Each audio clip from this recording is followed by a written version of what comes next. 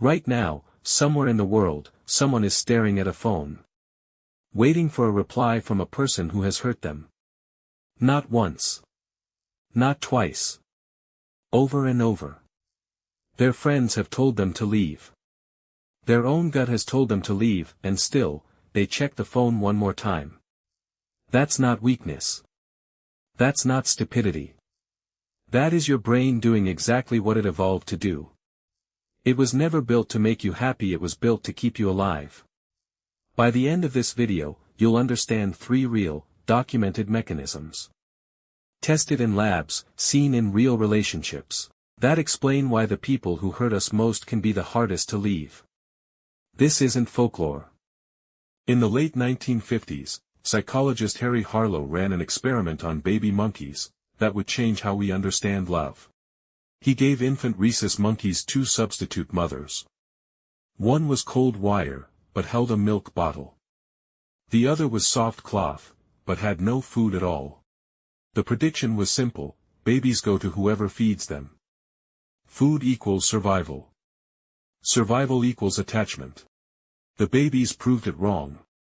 They fed briefly at the wire mother when they had to, then clung to the soft cloth mother almost all the rest of the time. When frightened, they ran to the cloth. Not the food. Comfort beat nutrition. Softness beat survival logic. Harlow's work, still debated today for its ethics, pushed psychology toward a harder truth. Attachment isn't just about who meets your needs. It's about who feels safe to cling to. And feels safe is not always the same as is safe. That distinction is the whole video. Hold on to it. Decades later, researchers found the same gap shows up in humans, starting before we can even speak. In the early 1970s, psychologist Mary Ainsworth designed an experiment. Now taught in almost every psychology course in the world, the strange situation. A mother brings her toddler into a room full of toys. The child explores, plays, feels safe. Then the mother quietly leaves. A stranger enters. Minutes later, she returns. Ainsworth wasn't watching what happened when the mother left. She was watching what happened when the mother came back.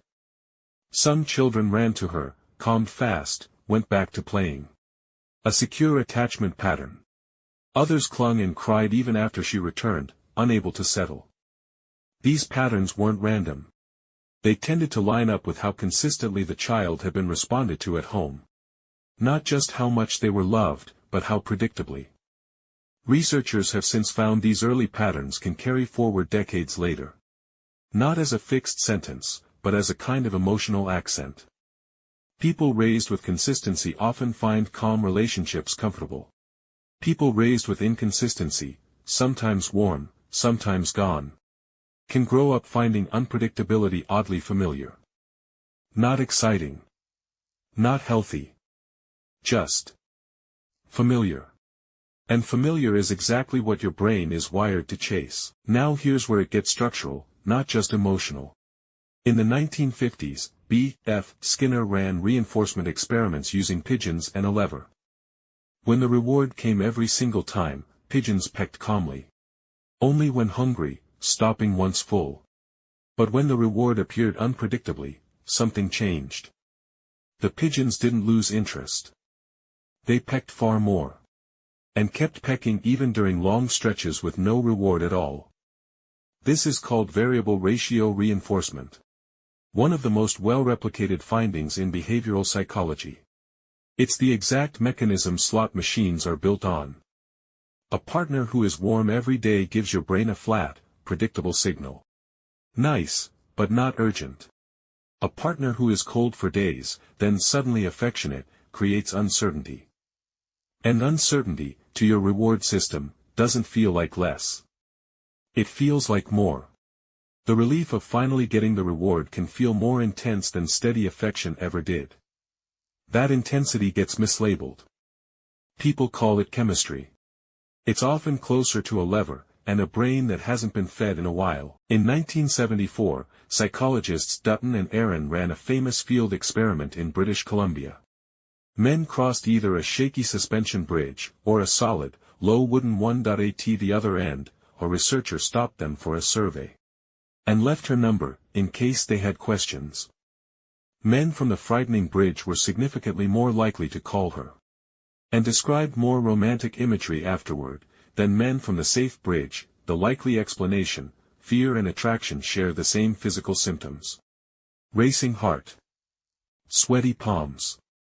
A jolt of adrenaline, when we can't explain why our body is activated.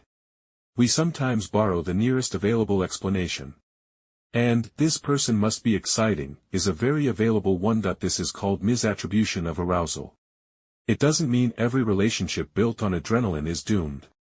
But it does mean a racing heart isn't proof of a deep connection. Sometimes it's just your nervous system, misreading its own alarm bells. Here's where all three pieces link together.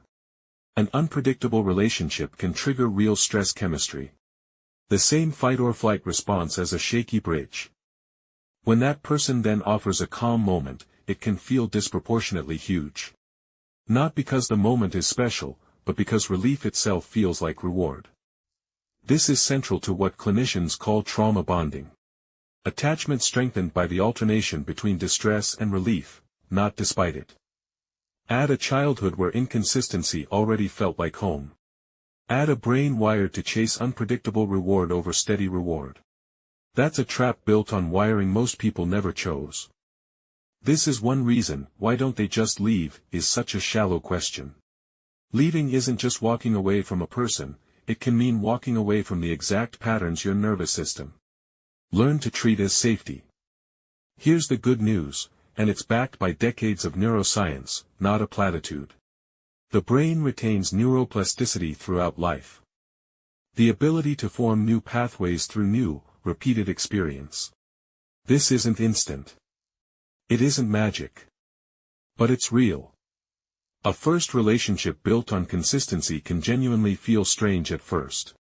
Not because something is wrong, but because your nervous system hasn't yet learned that calm is safe too. Healing isn't about forgetting the chaos. It's about slowly teaching the body a new definition of safety. One steady experience at a time. If you've ever asked why do I keep going back? Now you know the mechanism. It's a wire mother versus a cloth mother. A lever that pays out at random. A bridge your body once mistook for love. Like the video.